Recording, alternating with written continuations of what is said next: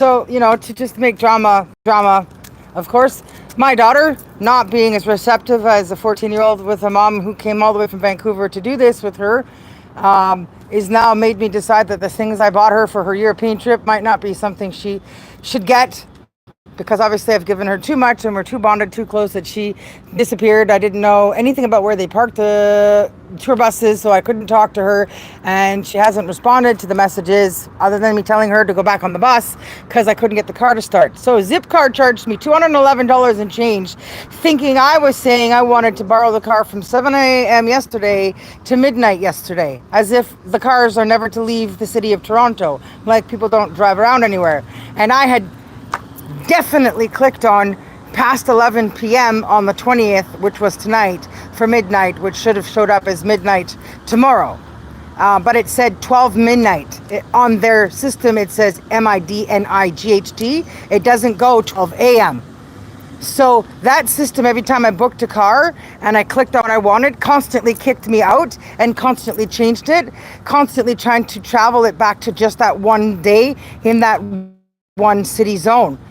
So it wouldn't let me do anything else. So they overcharged me and it shut off here. So because I have somebody that's in a walker handicap, they changed it for me today. So I have 3 hours from 12:30 to 3:30 to get me and Nicole back to its home zone parking spot. And then I can either take a lift or the subway with her, but we have too much stuff, so probably take a lift back to her place and then it's done. So much for a nice day in the country drive with my kid. Yeah, so the parade went, I got all that, so mission accomplished there. But when people are just not cooperative, it's not right? When you go to that extent and that much trouble. So it's why I don't do it often. So I won't be doing this again without a bunch of help, like an entire production crew and a bunch of assistants and some friends. So Zipcar app has problems for sure.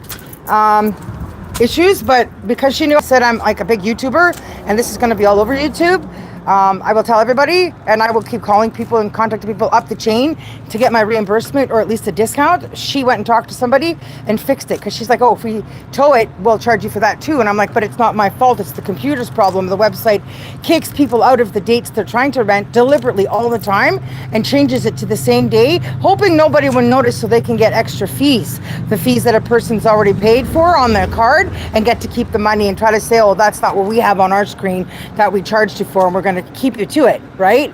So she knew and went away, came back and said, I got this problem solved. So you have 3 hours, 12:30 to 3:30. So I have to walk back to the car now and get it started. I'm going to go back into McDonald's in Woodstock where I am. It's a big M. Can you see the M? There we go. Woohoo! And I'm going to put her in the car and we're going to drive back.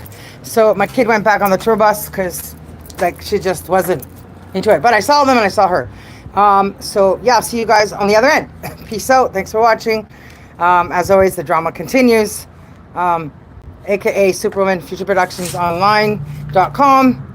Subscribe, support, e-transfer, because I'm now busted and I need a super movie deal with a superstar yesterday to get the ball rolling on what's coming after doing all of this. Okay, see you guys back in Toronto.